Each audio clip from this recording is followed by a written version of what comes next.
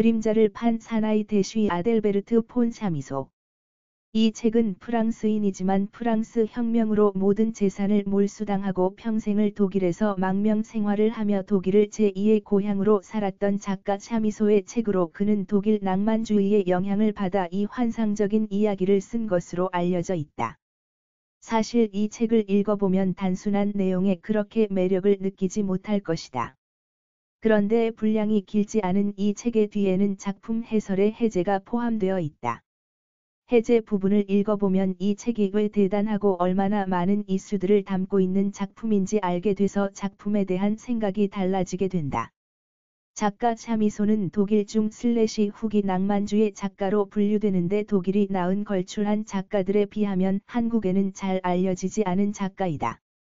그럼에도 이 책은 전 세계적으로 번역되었고 그 문학적 가치를 널리 인정받는 작품이다.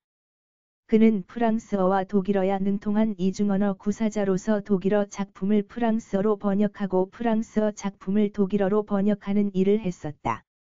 독일의 낭만주의를 학문적으로 이끌었던 아우구스트 슐레겔의 강의를 대학에서 들은 후 상당한 영향을 받은 그는 그 후 1804년부터 본격적으로 독일어로 창작 활동을 시작하게 된다. 1813년에 독일어로 된 이 책을 집필하고 1814년에 이 책이 출간된다. 프랑스어판은 30년 후인 1838년에 발간된다. 독일의 낭만주의가 내세운 다양한 문화들 간의 자유로운 교류라는 맥락에서 그는 낭만적인 삶을 살았다고 평가받는다.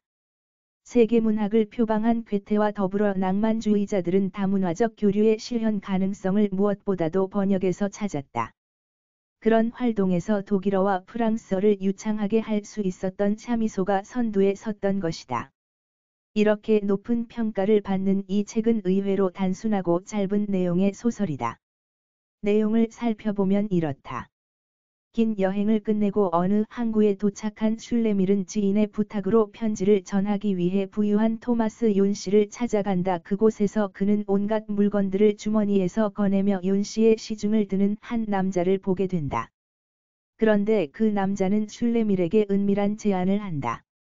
별 쓸모도 없는 슐레밀의 그림자를 자신에게 팔라는 것이었다. 그 조건으로 그는 금화가 끊임없이 채워지는 마술 주머니를 주겠다고 한다. 쓸모없는 그림자라 슐레밀은 단번에 그 제안을 수락하고 그 남자는 슐레밀의 그림자를 둘둘 말아서 가지고 가버린다. 그림자를 팔고 막대한 재산을 얻은 그는 곧 그 거래를 후회하게 된다.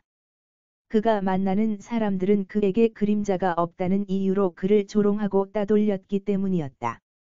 그림자를 잃은 그는 사회적인 관계를 맺지 못하고 사랑하는 미나에게 청혼마저 거절당하게 된다. 그렇게 고통스러운 상황에 직면한 그에게 전에 그림자를 사갔던 남자가 다시 나타난다. 그 남자는 악마였다. 이번에 그는 그림자가 없어서 고통받는 그에게 그림자를 돌려주는 조건으로 슐레밀이 죽은 후에 영혼을 가져가는 조건으로 계약을 하자고 그를 꼬드긴다. 그러나 그다지 중요하게 생각하지 않았던 그림자를 판 대가를 혹독하게 겪은 슐레밀은 악마의 제안을 거부한다. 그리고 끝내 그림자가 없는 상태에 적응하고 이겨내는 모습으로 이야기가 그려진다. 이 작품이 출간된 19세기 초는 이미 자본주의 사회가 태동한 시기로 황금만능주의가 싹트던 시기였다.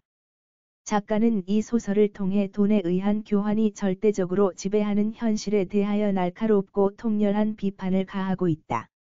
작품 속에서 슐레밀이 경제적으로 가치 척도가 불가능한 그림자와 돈을 쏟아내는 엄청난 경제적 가치의 마술 주머니를 교환하고 처음에는 자신이 이익을 얻은 것으로 생각했으나 이내 그 그림자도 가치가 있었다는 것과 그림자와 마술 주머니의 가치가 서로 같지 않음을 깨닫는다. 그림자는 경제적 가치로 환산할 수 없는 인간적인 가치를 의미하고 있다.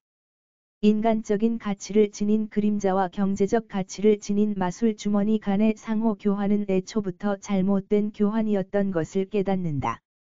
작가는 주인공 슐레밀이 이미 무의식적으로 돈에 지배된 상태였고 그래서 그림자를 무가치한 것으로 여기고 그 거래에 응한 것으로 그렸다. 돈이 지배하는 상황을 비판적으로 인식함에도 불구하고 그 상황을 극복할 수 있는 대안이 부재하다는 인식이 1830년대 작가들의 사회적 딜레마였다고 한다.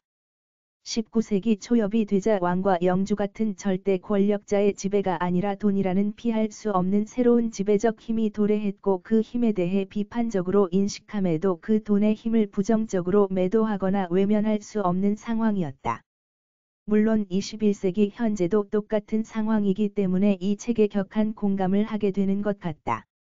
이런 다양한 이야기를 끌어내는 이 책은 물질 만능주의에 매몰된 현대를 살아가는 우리에게 한 번쯤 돈으로 교환할 수 없는 인간적인 그 무엇에 대해 생각해 보게 해주는 책이다.